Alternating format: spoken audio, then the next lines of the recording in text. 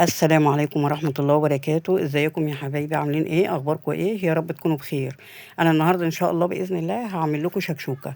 الشكشوكة دي يعني اكلة سريعة جدا، واكلة جميلة وسهلة. انا كنت بعملها زمان لما كنت بلاقي والدتي ما عملتش لسه الاكل، كنت بروح من المدرسة اروح عاملاها بسرعة واقعد اكل فيها. بنتي دودو هتوريكم دلوقتي هي بتعملها ازاي.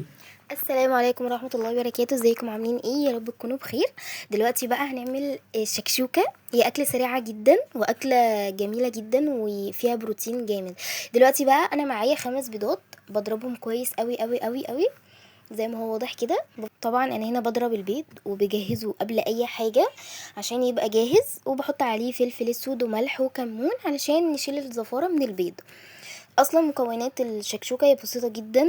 بتبقى عباره عن بصل، بحمر بصل وقوطه، بعصر قوطه في الكبه.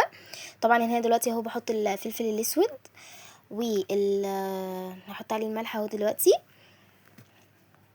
زي ما هو واضح كده، وبقلبه تاني عشان الزفاره تتشال. بعد كده بقى زي ما قلت لكم بحط بصل وبحمره، وبحط القوطه وبعصرها في الكبه، ومعايا توم وفلفل اهو، والقوطه اهي،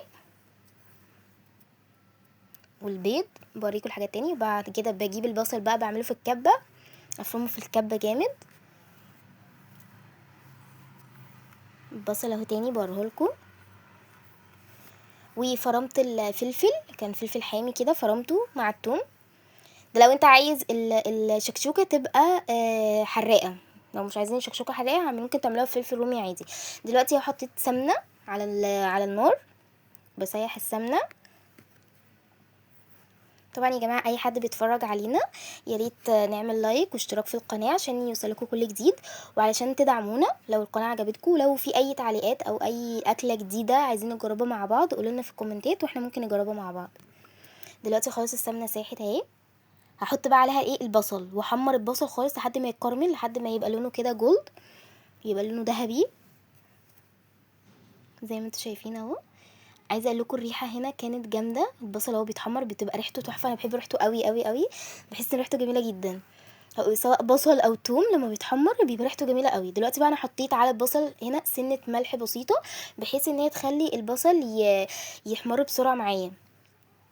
دلوقتي بقى انا قررت ان انا مع البصل هنا بعد ما يتحمر هحط عليه التوابل اللي هي فلفل اسود وكمون وكزبره ناشفه، وهحط بس اهم حاجه تكون الكزبره مطحونه، وهحط زي ما هو واضح اهو.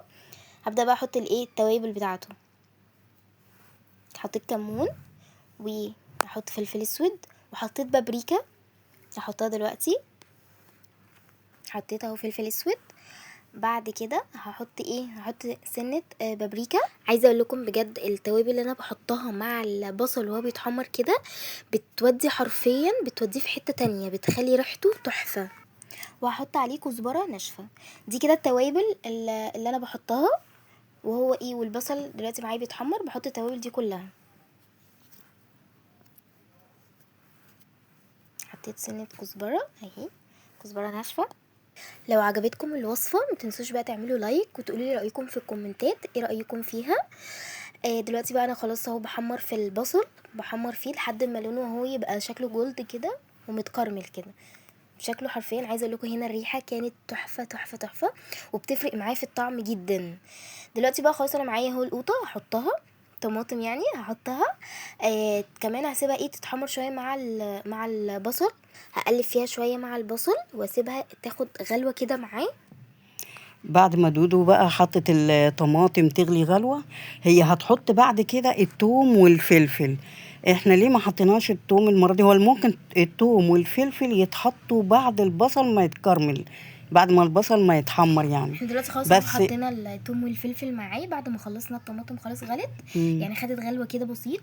حطينا اهو الطماطم والفلفل، اللي حطينا الفلفل والثوم معاه. احنا ممكن نحط برضو التوم والفلفل قبل ما نحط الطماطم، بعد ما نحمر البصلة شوية نحطهم معاها يتحمروا تاني.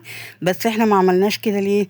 عشان الفلفل لما بيتحمر مع البصل بيطلع كده ريحة بتخلي الواحد يقعد يعطس، والكل بيقعد يعطس. فقالوا لي يا ماما حطيها بعد القوطة، فانا حطيتها لهم بعد القوطة. دلوقتي بقى خلاص انا معايا اهو خلاص البيض قلبته كويس، ضربته تاني يعني عشان خاطر يمسك في بعضه كويس. دلوقتي خلاص بقى الطماطم سبكت شويه، ومحط عليه البيض على طول واقلب فيه. دلوقتي بقى انا هفضل اقلب في البيض اهو لحد ما البيض يستوي ويمسك في بعضه مع البصل ومع الطماطم يمسك كله في بعضه، تبقى شكشوكه بقى. هي ليه اسمها شكشوكه؟ يعني ليه الشكشوكه دي اسمها شكشوكه؟ دلوقتي بقى البيض اهو استوى ومسك كله في بعضه، وهي كده خلاص يعتبر استوت يعني على التقديم على طول. ودي اكله فطار عشاء، مفيش اكل مثلا في البيت ممكن نعملها بسرعه. دلوقتي خلاص هي اتعملت، انا خلاص كده حطيتها في الطبق. حرفيا ريحتها كانت جميله جدا وطعمها كان اجمل. انا بقول لكم بعد ما خلاص كلتها وخلصتها وقطعت معاها شويه خيار وعملت جبنه بالقوطه، يعني عشاء تحفه تحفه تحفه بجد. بالهنا والشفا، ويجربوا الاكله ديت وقولوا لي طعمها ايه، وقولوا لي رايكم في الكومنتات. سلام.